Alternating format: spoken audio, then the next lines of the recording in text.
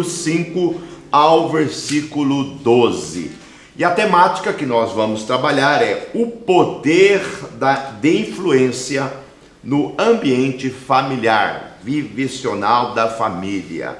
Como influenciar seus filhos e a futura geração, ok? O texto nos diz, de Deuteronômio, capítulo 6, versículo 6, diz assim, versículo 5, do capítulo 6, amarás, pois, o Senhor teu Deus de todo o teu coração e de toda a tua alma e de toda a sua força. Estas palavras que hoje te ordeno, atarás ao teu coração. Tu a inculcarás no teu filho, e dela falarás assentado aos teus filhos, e delas falarás assentado à tua casa, andando pelo caminho, e ao deitar-te, ao levantar-te. Também a atarás como sinal nas tuas mãos, e te serão por fronteira entre os olhos. E as escreverás nos umbrais da sua casa, nos seus portais, havendo, pois, o Senhor teu Deus introduzido-te na terra em que juraste aos teus pais, ou prometeste aos teus pais, Abraão, Isaque e Jacó, que te daria grandes e boas cidades que tu não a edificastes, e casas cheias de tudo que é bom, casas que não enchestes, poços abertos que não abristes, vinhas e oliveiras que não plantaste. E quando comeres e te fartares, guarda-te para que não te esqueça que o Senhor que te tirou da terra do Egito e da escravidão. Amados, qual é o nosso poder de influência? Como nós podemos influenciar outras pessoas? Nós vivemos um ambiente, o mundo, no contexto que nós estamos vivendo, que é muito interessante a gente olhar a influência que se tem, muitas vezes, no nosso ambiente familiar, de negócio, enfim, muito forte através das mídias sociais, A gente vê gente usando uma roupa, um objeto, enfim, no sentido de influência de outra pessoa. A influência no sentido do comércio, a influência no sentido do consumismo. Mas há também a influência no sentido de comportamento, quando nós somos alinhados no comportamento da nossa vida, naquilo que nós chamamos de vivência, seja no ambiente familiar, seja no ambiente educacional, ou seja no ambiente de trabalho, na sociedade em geral. Então é importante nós entendermos qual é o papel que nós devemos exercer no sentido de influência. Nós somos agentes influenciadores ou somos pessoas que somos influenciados? O pai, a mãe, como que eles se tornam agentes de influência? Qual é o caminho para eles se tornarem agentes de influência para os filhos? O pai, alguém que o filho possa se inspirar, que o pai possa ser um agente que possa influenciá-lo por exemplo, a servir a Deus, a seguir aos passos do Senhor, visto que esse pai serve a Deus. A mãe, também, qual é a força, vamos colocar assim, o poder dela, ou do marido ou dela, de influência na vida de uma criança, de um filho e num adolescente. Então é isso que eu quero trabalhar com você. Sabendo que o poder da influência é mais do que palavras. Não são só o blá blá blá, o fala fala, A influência é um contexto todo de vivência. A influência está muito mais ligada à área da prática, daquilo que eu vivo na minha íntegra, e não naquilo que eu falo. No caso da influência, aquele velho ditado que diz assim: faça o que eu digo, mas não faça o que eu faço, não funciona. Não funciona. O poder da influência se dá a partir do momento em que eu entendo que eu sou um agente influenciador muito mais daquilo que eu pratico do que daquilo que falo. É lógico que a fala também tem a sua importância. É importante falar, é importante explicar, mas é importante marcar a vida das pessoas que estão ao nosso lado com a nossa vivência, com a nossa prática. Isso é influência. Pensando nisso, eu anotei aqui algumas lições, 4 lições, eu quero ser bem breve, no sentido de influência nossa para com a nossa família, para com a sua família. Na minha vivência de pastor, na minha vivência de conselheiro familiar, de consultor familiar, a gente se demanda, a gente se encontra sempre com um pedido de oração quando a gente sai para alguns simpósios, alguns seminários, algumas escolas bíblicas para a família. A gente encontra pais dizendo assim: pastor, o meu filho foi criado na igreja, o meu filho foi criado na casa do Senhor, desde pequenininho eu trazia ele na igreja, mas ele cresceu e não quer saber de Deus. O senhor ora por mim? A gente ora. Mas a pergunta que nós poderíamos direcionar a esse irmão, a essa irmã, é: qual é o poder seu de influência no seu filho? Muitas vezes é aquela influência de fala. Você tem que ser crente, hein? Você precisa ser crente. Você não pode fazer isso, você não pode fazer aquilo. Mas não há uma influência de vida. Tá? E eu quero, aqui nesse texto que nós lemos, eu encontro aqui 4 influências que vai marcar a vida do seu filho, que vai marcar a vida do seu cônjuge, que vai marcar a vida daqueles que estão no ambiente da sua casa, e eles vão servir a Deus. Porque eles vão ver em você esse rio, Jesus falou assim: olha, se você beber da água que eu tenho para te dar, ele disse isso para a mulher samaritana, e rios de água viva correrão de você, todos virão beber de você. Como é que está o rio aí na sua vida? Você é um rio que jorra água, ou você já é uma fonte seca? É uma cisterna que o balde desce e sobe seco. Então vamos à primeira influência. Anote aí a primeira lição, Primeira lição de influência que eu tenho que ter na minha vida para poder influenciar os meus filhos, influenciar os meus netos, influenciar a geração minha que vem à frente. Nós não estamos falando dos outros. Ah, pastora, eu não tenho família ainda, mas você vai ter. Você é casado, Romeu? Não. Então, mas você vai casar. Se Deus quiser, Aleluia. Se Deus quiser, Micaela? A hora que você tiver a sua família, a influência está dentro de casa. E o jovem também influencia outros jovens, Influencia outros jovens, Então vamos trabalhar. Primeira influência. Vamos lá? Primeira lição. Diz assim, está no versículo 5. Amarás, pois, o Senhor teu Deus de todo o teu coração e de toda a tua força. Vamos repetir? Amarás o Senhor teu Deus de todo o teu coração, de toda a tua alma e de toda a sua força. Qual é a influência aqui? A influência do amor. Anote aí. Influência do amor. As pessoas vão ser impactadas por você pelo tanto que você ama a Deus. Não é por aquilo que você fala, mas é por aquilo que as pessoas notam na sua vida. Veja o que o texto vai dizer assim, amarás, pois, o Senhor teu Deus de todo o teu coração, de toda a tua alma. Coração aqui fala de intelecto, fala de pensamento, de mente, E alma aqui fala da sua força, daquilo que você realmente ama. A pergunta para nós é: você tem influenciado? Você mãe, você pai, você filho, você tem influenciado realmente as pessoas que estão à sua volta pelo amor que você tem a Deus? Como é que você trata a Deus? Como é que você trata as coisas de Deus na sua vida? É prioridade? Você coloca Deus em primeiro lugar na sua família? Por exemplo, nessa pandemia aqui, seus filhos têm visto você orar?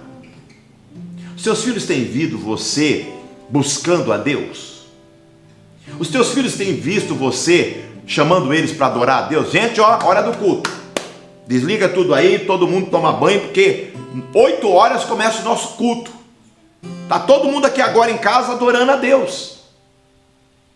Ou você está aí sem camisa, de bermudão, no seu sofá, Você num canto, seu filho no outro, sua filha no outro. Vocês não estão ali adorando a Deus. Se você não mostrar para os seus filhos, se você não mostrar para as pessoas que você ama, o quanto que você ama a Deus, eles não amarão a Deus. As pessoas aprenderão a amar a Deus o quanto você ama a Deus. Se eu amo a Deus, entende? As pessoas vão amar a Deus. A minha esposa vai amar a Deus. Os meus filhos vão amar a Deus. Aqueles que estão comigo vão amar a Deus. Eu me lembro de uma ocasião que o Caio era pequeno. E eu estava na beira de um rio, eu não me lembro. E eu comecei a falar para ele acerca de Deus, daquilo que Deus faz, daquilo que Deus criou. O sol estava se pondo, ou estava nascendo, eu não me lembro o fator aqui. Mas aí eu falei, olha, isso aí foi Deus que criou. E eu comecei ali a glorificar a Deus por aquela coisa linda. E o Caio era pequeno, o Caio me abraçou e ele diz assim, pai, eu quero amar a Deus como o Senhor ama a Deus. Não, olha, pensa, isso vindo de uma criança que estava em formação de caráter, em formação de personalidade. Então o que ele viu no pai dele? Amor para com Deus. E eu vejo isso hoje no amor do Caio para com as coisas de Deus, no amor do Caio para comigo, para com as coisas de Deus, para com a palavra, para com a igreja. A mesma coisa o Lucas. Por que isso? Não foi uma coisa que eu fiquei falando, olha, vocês têm que amar a Deus, vocês têm que amar a Deus, vocês têm que amar a Deus. É lógico que eu falo isso para eles, que eles têm que amar a Deus, colocar Deus em primeiro lugar. Mas o mais grande, o mais forte, o maior exemplo foi o meu amor para com Deus. Aquilo como eu trato as coisas de Deus influenciou os meus filhos. Você tem influenciado o seu filho com amor? Você é aquela pessoa fiel para com Deus? Você fala do seu filho, para o seu filho, para a sua filha, da sua fidelidade a Deus? Você esboça o seu amor a Deus aos seus filhos? Amarás o Senhor teu Deus de todo o teu coração, de toda a sua alma. Essa influência, a influência que nasce de um coração apaixonado por Jesus. Você, meu irmão, responda para mim aqui, não é para mim não, para você mesmo. Você é apaixonado por Deus? Coloca aí, né, Romildo? Coloca aí no comentário aí do Facebook assim, eu sou apaixonado, né? Eu sou, né? Põe um coraçãozinho aí, né? Ou mais fácil, bota um coraçãozinho aí, né? Só um coraçãozinho, nós já vamos entender que você é apaixonado por Jesus. Mas não fala isso para me agradar, não. Não fala para o pessoal que está no Facebook ver que você é apaixonado. Fale se você realmente é. Se você realmente é. Quando as pessoas olham para você, as pessoas veem essa paixão, esse amor por Jesus que você tem. O que você é capaz de abandonar por esse amor? O que você é capaz de recusar por esse amor? Você é capaz de recusar, como José recusou o adultério? Por amor a Jesus? Não é? Olha como José é uma história linda. Que história de amor a Deus. José foi vendido, repudiado pelos irmãos, vendido a Potifar, foi parar na cadeia, se tornou o ministro, o primeiro governador do Egito. Quando os irmãos vêm, ele ama todo mundo. José é um símbolo do amor. Mas antes de amar a dor que os irmãos produziram nele, por que ele não cobrou dos irmãos vendê-lo como escravo? Porque ele estava cheio de amor a Deus. Você é alguém que ama a Deus? Você é alguém que diz não ao pecado porque você ama a Deus? Então, o primeiro poder da influência é o poder do amor. Você ama a Deus? Você realmente é alguém que é apaixonado por Deus, a ponto de amá-lo, a ponto de rejeitar qualquer coisa por esse amor? Né? A ponto de você não viver um evangelho mentiroso? A ponto de você não viver uma hipocrisia cristã? A ponto de você não viver uma religiosidade, mas viver o amor puro? O amor de Pedro, João, Paulo, não é o amor dos fariseus, não é o amor dos saduceus, é o amor verdadeiro, é o amor da entrega, é o amor de dar a sua vida, dar a sua alma, dar o seu coração pelo reino de Deus, pela obra de Deus, por tudo aquilo que Deus tem feito? É esse o seu amor? Esse é o poder de influência. Não há influência maior do que essa. Amém? Que essa influência esteja no seu coração, que você aplique essa lição à sua vida. Segunda lição de influência que eu devo produzir para que a minha família seja influenciada. A primeira é a lição do amor, a influência do amor. A segunda lição é a influência da meditação. É a influência da meditação na lei do Senhor, na palavra do Senhor. A influência na meditação na lei do Senhor. Você medita nessa palavra? Você é alguém que tem essa palavra em autoestima? Você lê essa palavra? Os seus filhos vê você lendo? Os seus filhos vê você lendo as escrituras? Olha o que diz o texto, ó. E estas palavras, que palavras? A palavra do eterno Deus, a palavra do Senhor Deus. E estas palavras atarás, né? Ó, e estas palavras que hoje eu te ordeno, estarás no seu coração. Amado, esta palavra precisa estar no seu coração. Teu filho vê você lendo a Bíblia, tua mulher vê você lendo a Bíblia. Você, jovem, já teve a graça de ler a Bíblia com um amigo? Você compartilha tudo, você manda torpedo de tudo, né? De muita coisa sem sentido, de bobeira, de memes, né? Mas não compartilha a palavra, não compartilha um texto bíblico, não compartilha as sagradas escrituras. Você acorda, dorme com o celular, acorda, a primeira coisa que você pega na mão é o celular. E não é para ler o versículo bíblico, não. É para ver qual foi a última postagem do Zap, para ver qual foi a última postagem do Facebook. Ou para dar uma curtida no Instagram. Ou para ver quantas curtidas você teve naquela foto besterol que você colocou ontem à noite, antes de você ir dormir. Não é? Então o texto está dizendo como que você vai influenciar outras pessoas se você não ama a palavra. Se a palavra você não tem prazer nela. Se você não ama a lei do Senhor.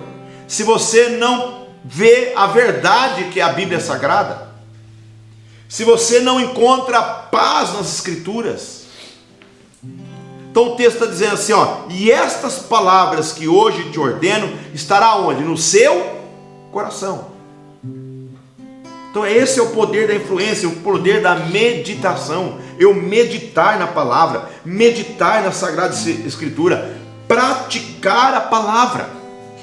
Não é só ler a Bíblia, é praticar a palavra. Pare de ficar ouvindo gente que não conhece a Bíblia, gente que não cita nem a Bíblia. Leia a Bíblia, meu irmão. Nesses 90 dias praticamente que nós estamos em isolamento, quantos livros da Bíblia você leu? Quantos versículos da Bíblia você leu? 90 dias, você memorizou um versículo bíblico? Você sabe falar um versículo bíblico de cor? E aí como é que você quer influenciar outras pessoas? Agora vamos para os pais, né? Pai, você não consegue citar um versículo de cor para o seu filho? Como é que você quer que o seu filho ame a Deus? Como é que você quer que o seu filho ame a Bíblia? Ele vai para a faculdade, vai chegar alguém lá que detona a Bíblia, que fala mal da Escritura, que diz que isso aqui é um livro retrógrado, que é um livro que tem que jogar fora, que só os burrificados é que lê isso aqui, porque eles não conhecem a Escritura, eles não conhecem as Escrituras, eles não amam a palavra do Senhor, ela não é lâmpada para os pés dele. A Bíblia diz no Salmo 119, lâmpada para os meus pés é a sua palavra, luz para o meu caminho. No Salmo 119 ainda, a Bíblia nos diz que a palavra, nós temos que amar a palavra, amar a lei do Senhor. Olha o que diz o texto, olha, o Salmo 119, o versículo 47, ó, tenho prazer na lei do Senhor, eu tenho prazer nos mandamentos do Senhor. Eu amo a lei do Senhor, e nela eu medito de dia e de noite. Não é o que o salmista diz no Salmos 1?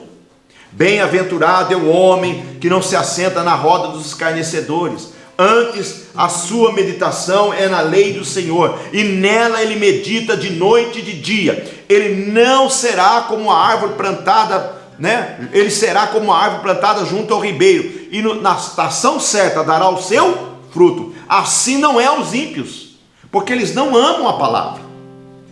Como é que você quer que o seu filho sirva a Deus? Como é que você quer que o seu filho seja fiel? Como é que você quer, mãe, pai, que o seu filho ama a Deus, se você não influencia ele a ler a Bíblia? Você não é um agente influenciador. O texto ainda diz, olha, o Salmo 119, versículo 97: quanto amo a tua lei, e é a minha meditação de dia e de noite. A minha meditação de dia e de noite. Lâmpada para os meus pés e a tua palavra, e luz para o meu caminho. Salmo 119, verso 105. Salmo 119, verso 60, diz assim, a tua palavra são em tudo verdade, desde o princípio, e cada um dos teus justos juízes dura para sempre. Olha o salmista dizendo, a tua palavra é a verdade. O que é a verdade para você, meu irmão? Para mim, é a Bíblia Sagrada. A Bíblia é sagrada. A Bíblia, ela é a base de tudo. A Bíblia é o princípio de toda a sabedoria. O conhecimento da sabedoria é através da Bíblia Sagrada. É nela que tudo nasce, é nela que tudo se esvai, é nela que tudo concorre. É a Bíblia Sagrada. Como é que eu vou influenciar se eu não amo a Deus e não amo a sua palavra? Preciso amar a palavra de Deus, A palavra de Deus, ela nos traz paz. Olha o que diz aqui o verso 165 do Salmo 119. Grande paz. Veja aqui, grave esse texto aí, Salmo 119, versículo 165. Salmo 119, versículo 165. Diz assim, grande paz tem os que amam a tua lei, e neles não há tropeço. Ninguém tropeça porque conhece a Bíblia. Ninguém tropeça que ama as Sagradas Escrituras. Você precisa amar as Sagradas Escrituras, meu irmão. Precisa amar a Bíblia. Você precisa desejar ler a Bíblia todos os dias. Você não pode se apartar da palavra. Hoje eu li o texto de Josué para um jovem que estava fazendo aniversário. Um abraço ao jovem Pedro que fez aniversário, Nós estivemos lá numa festa muito boa, por sinal. E eu li esse texto para ele. Quando Deus disse a Moisés, não te aparte da minha lei, não te aparte da minha palavra. Você precisa amar a minha palavra. Pai, mãe que está me ouvindo agora, você tem que amar a lei do Eterno. Você precisa ler a Bíblia para os seus filhos. Os seus filhos precisam, a tua filha, o teu filho precisa ver você lendo a Bíblia. Você perde a Bíblia dentro de casa. Tem marido pais que perdem a Bíblia. Quando tinha culto aqui, vem de culto para a igreja. Cadê minha Bíblia? Onde foi minha Bíblia? Eu domingo estava com ela, deixei ela aqui. Quem pegou minha Bíblia? Minha Bíblia, minha Bíblia. O cara vai ver, ele deixou na igreja. E eu sempre falo, se deixar na igreja e a Bíblia vir na minha mão, eu dou para alguém. Perdeu a Bíblia. Dá para quem não é crente. Dá para quem não é crente. Você não pode perder o amor às Escrituras, É a segunda lição. A primeira lição é amar a Deus. A segunda lição é meditar de dia e de noite na palavra do eterno Deus, E a terceira lição, pastor, é a influência do ensino. E não é um ensino qualquer, é um ensino da prática. Olha o que diz o texto, vamos lá? O texto diz assim, os versículos 7 a 9. Tu inculcarás o teu filho, e delas falarás assentado a tua casa, andando pelo caminho, ao deitar-te, ao levantar-te.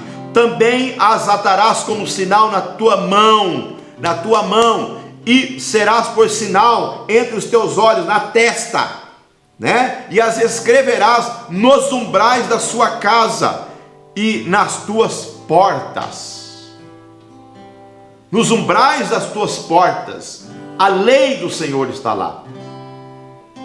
Os judeus, eles têm um pedacinho de metal gravado, a lei do Senhor, gravado as siglas da lei do Senhor, gravado ali, o Senhor é santo, em hebraico. E aí o hebreu cola na porta, e o hebreu tem um costume, quando passa, que ele vai para fora na rua, ele para ali onde está aquele escrito e dá um beijo. Diz: a palavra do Senhor vai comigo.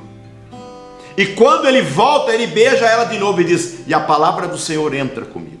A palavra de Deus está em mim. Ele vive esta palavra. Então, ensinar falando.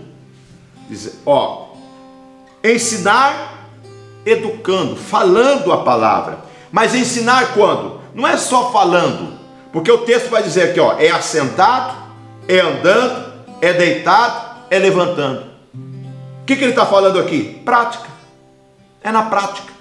Aí ele diz assim: e a tua palavra vai estar na tua mão, e a tua palavra vai estar na tua testa, e a tua palavra vai estar escrita. O que ele está dizendo isso aqui? Isso aqui não é para você escrever na mão o texto bíblico, não é para você tatuar aqui, né? Só o Senhor é Deus.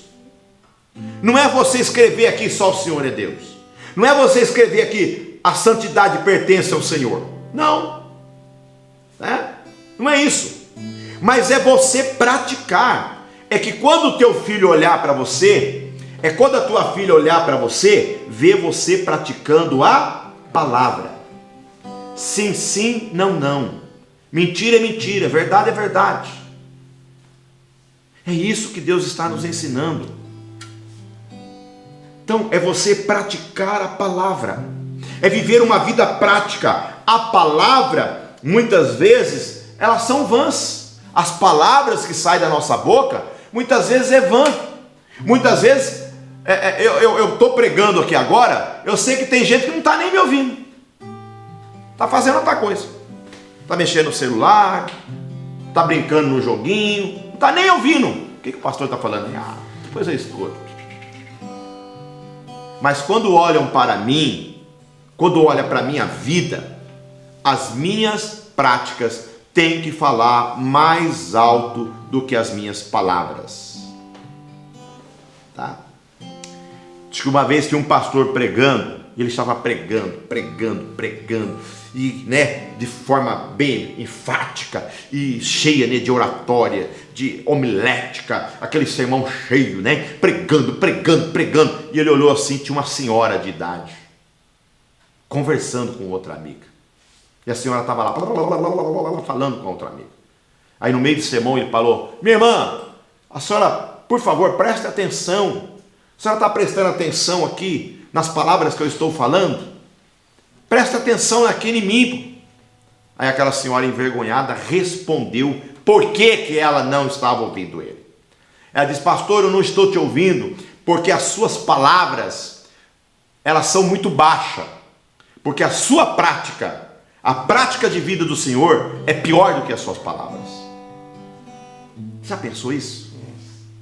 Quanta gente muitas vezes não tem condições mais de falar acerca do adultério, não tem condições mais de falar sobre o pecado, não tem condições mais de ensinar o filho, porque errou com a mãe, errou com o marido, errou aqui, mentiu, roubou, enganou, enfim, são tantas as coisas que não tem mais moral. O ensino dele é um ensino de palavras, não é um ensino de prática. O que o texto está nos ensinando aqui, dizendo assim, assentado, andando, deitado, levantado, não é isso?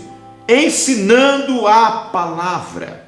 Por quê? Porque isso vai dar o exemplo de Deus para a nossa vida, é a prática.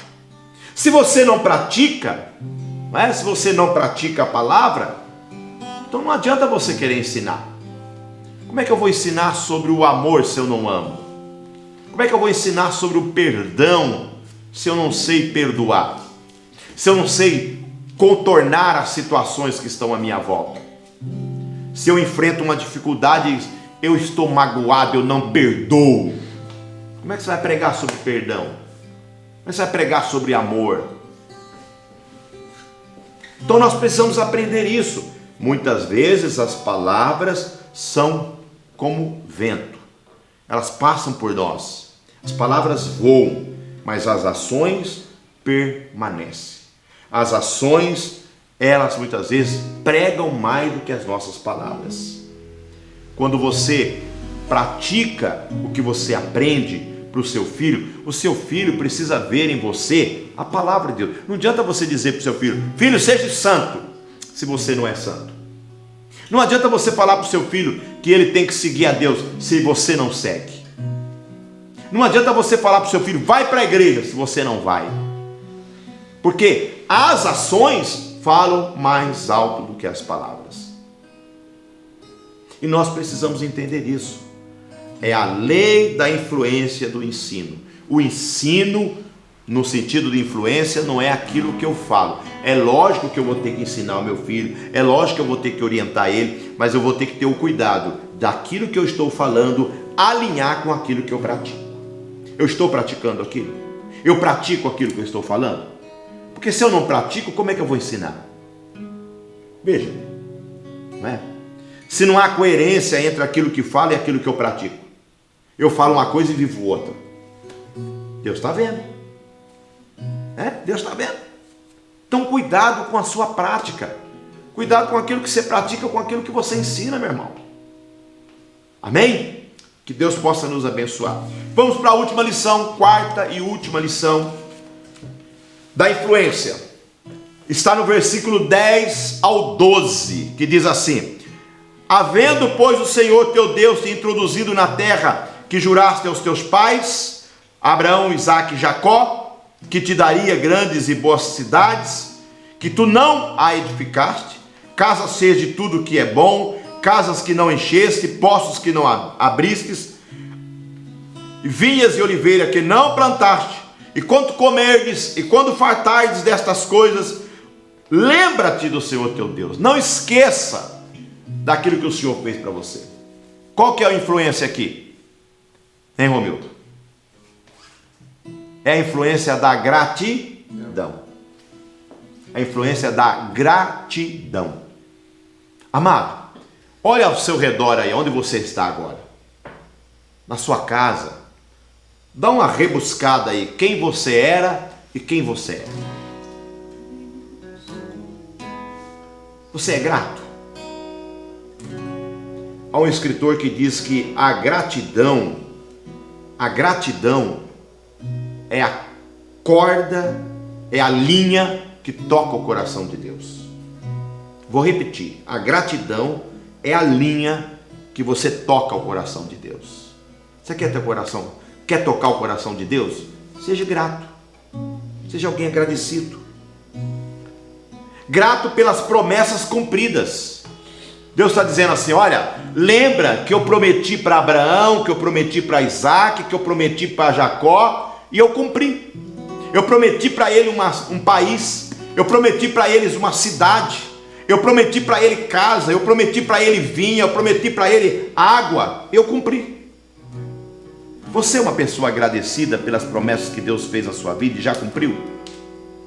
Ou você nem lembra mais? Só desfruta do mel, mas não lembra do fel. Você lembra de onde você veio? Você lembra quem você era? Você já contou para o seu filho? Você já contou para a sua filha? Porque hoje o seu filho está comendo leite e mel. Seu filho está dormindo numa cama boa, seu filho está morando numa casa boa, está andando de carro bom. Mas você já contou para ele de onde você veio? Você já relatou para ele que tudo aquilo que você recebeu ali não é o seu braço, não é a sua mão, mas é as misericórdias do Senhor? É interessante, Romildo, que Deus vai dizer assim,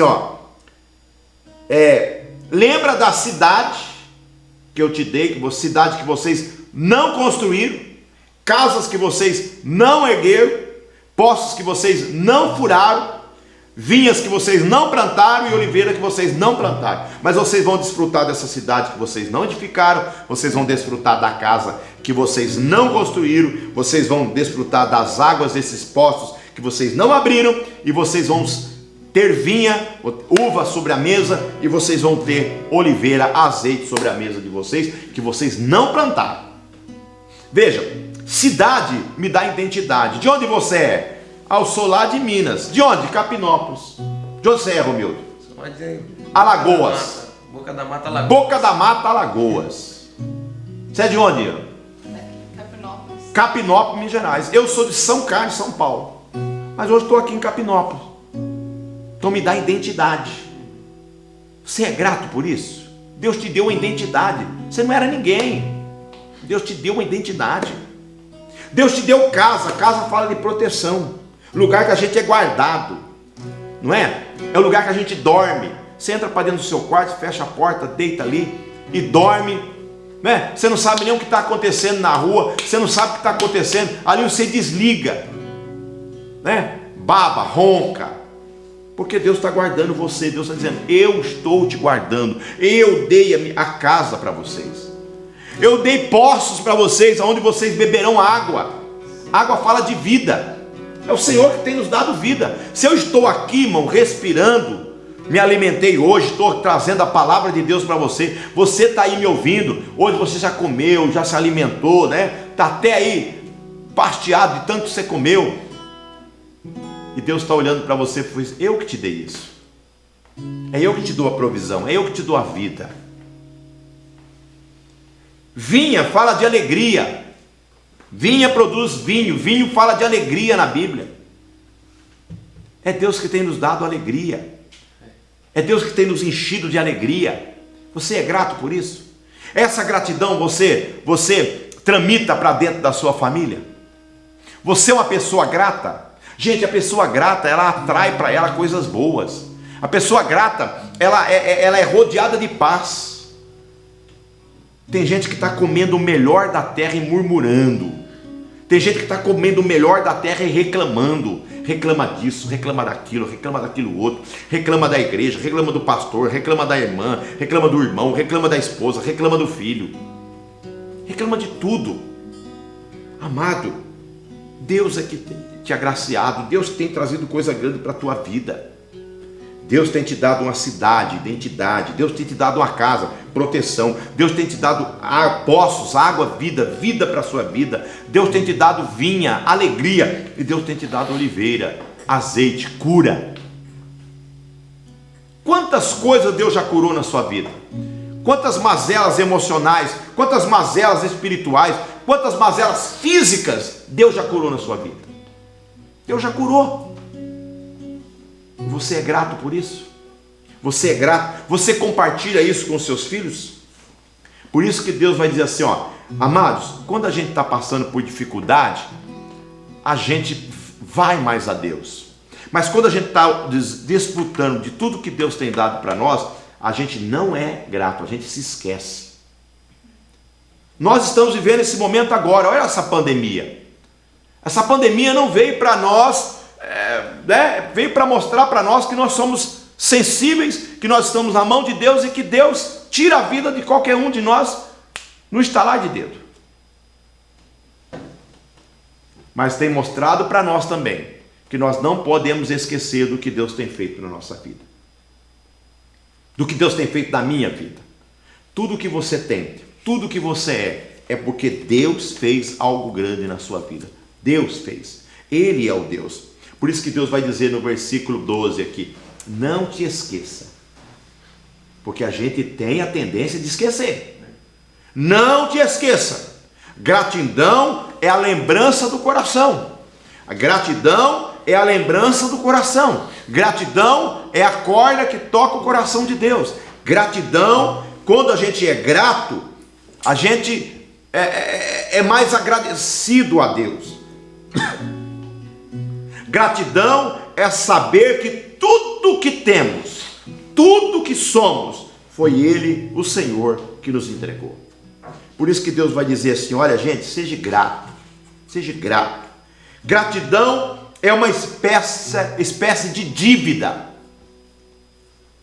Sabe, quando você deve para alguém e você é um pagador, né? Porque tem gente que deve e não está nem aí, né? Esquenta nem a cabeça, ele deve, não esquenta a cabeça. Mas tem gente que não consegue. Eu, por exemplo, não consigo dever para ninguém, eu fico doidinho, tá? Então, quando eu devo para alguém, e muitas vezes eu já tive isso na minha vida, a gratidão a uma pessoa é uma dívida que você não dá conta de pagar, né? É alguém que fez algo para você que você não daria conta de fazer. Aí aquela pessoa foi lá e fez por você. Você não é eternamente grato, não tem dinheiro que pague aquilo. Agora olha para a sua vida e veja o que Deus fez. Você pode pagar? Davi diz num salmo diz assim: o que darei eu ao Senhor por todos os benefícios que o Senhor tem feito por mim? O que daria eu ao Senhor por tudo que Deus tem feito na minha vida, por tudo que Deus tem feito ao meu redor? Você, pai, você, mãe, você tem ensinado isso ao seu filho? A ele a ser grato? Ou ele é um filho ingrato? Ou ele acha que o mundo gira em torno do umbigo dele? Que tudo para ele? Você já ensinou o seu filho a ser grato a Deus? Você já ensinou o seu filho a ser fiel dizimista? A ser ofertante na igreja? Já ensinou? Ah, não, pastor, ele não quer ser. É porque você não é. É simples. Você não é. Então você nunca foi importante para você. Como é que vai ser importante para o seu filho? Não vai ser importante. Agora, se o seu filho vê você sendo grato, você sendo fiel, dizimista, ofertante, grato pelas misericórdias e pelas graças de Deus, meu irmão, seu filho vai ser também. Seu filho vai ser grato. Seu filho vai ser alguém que vai esboçar gratidão, porque ele está vendo gratidão na sua vida. Mas você só murmura. Você reclama da casa que você tem, reclama do carro que você tem, você só reclama. A reclamação, né, os antigos dizem que é a viola que toca para o diabo dançar. A murmuração, a reclamação é a viola que você toca para o diabo dançar. Se você reclama, se você murmura, o diabo está dançando ao seu redor. Na sua casa o diabo faz festa. Ele está dançando aí a folia do diabo na sua casa. Porque você toca a viola para ele dançar. Agora a gratidão não. A gratidão expulsa o diabo. A gratidão, ela tira o diabo de perto de você. Porque você está sendo grato a Deus. E eu quero terminar aqui lendo um texto que está lá em Colossenses. Esse texto, gente, é um dos textos mais impressionantes que eu amo esse texto. Porque todas as vezes que eu leio ele fala muito ao meu coração. Colossenses capítulo 3, o versículo 16. Olha o que diz aqui. Esse texto aqui, Romildo, resume toda a mensagem que eu preguei. Você quer gravar a mensagem que eu preguei? Você quer gravar a mensagem? Grava esse texto. Grava esse texto. Esse texto para mim é um texto áureo para a minha vida. Desde que eu me tornei crente. Desde que eu entendi o que é ser grato a Deus. Esse versículo está gravado dentro do meu coração. Colossenses capítulo 3, verso 16. Só recapitulando, o como que eu posso influenciar as pessoas que estão à minha volta. Primeiro, amando a Deus.